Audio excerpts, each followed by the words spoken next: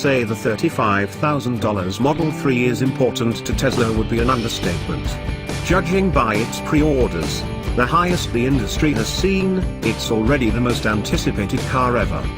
It's the culmination of CEO Elon Musk's nearly 12-year-old master plan to bring an affordable EV to market. Now that the Model 3 is here, I can positively say it's a joy to drive, but it's also frustrating to do some of the simplest things in the cockpit. During a single trip I went from having an electric motor-fueled grin on my face to throwing my hands up in exasperation while trying to adjust the cruise control follow distance. So yeah, it's complicated. The Model 3 also has a very smooth and nearly silent ride. It's quieter than most other EVs, and it glides almost as well as a mid-tier luxury sedan.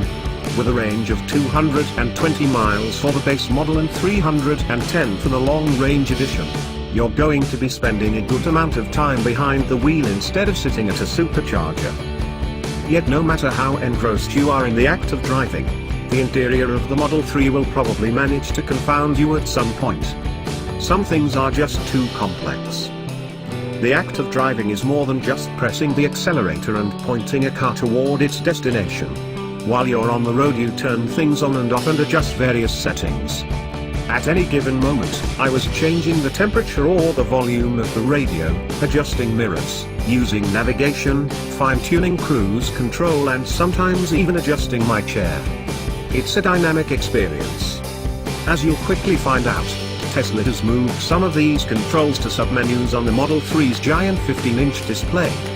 To be clear, there are hardware controls in the car, including 2 buttons on the steering wheel and 2 stalks on the steering column. The right stalk controls the transmission and turns autopilot on and off. The left stalk is the blinker control and is used for a single wipe and cleaning the windshield. The buttons are programmable by Tesla, but the left one is mostly for controlling your media. But that's it, and the hardware situation, or lack thereof, creates a bunch of issues pertaining to usability. Tesla isn't the first automaker to move the speedometer to the center of the dash. Mini did it decades ago.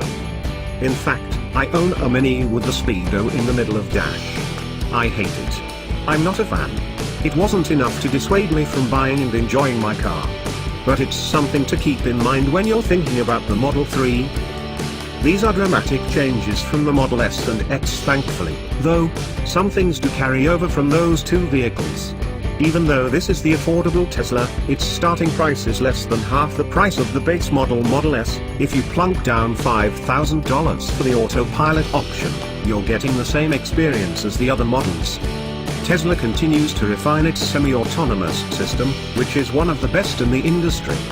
The Model 3 had very few problems staying centered in its lane and tracking cars.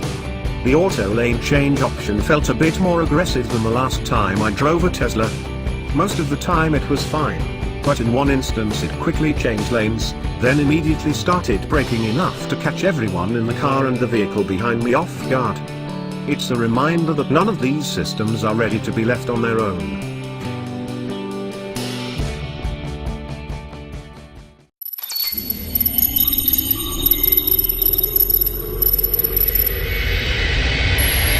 Thanks for watching. Subscribe now.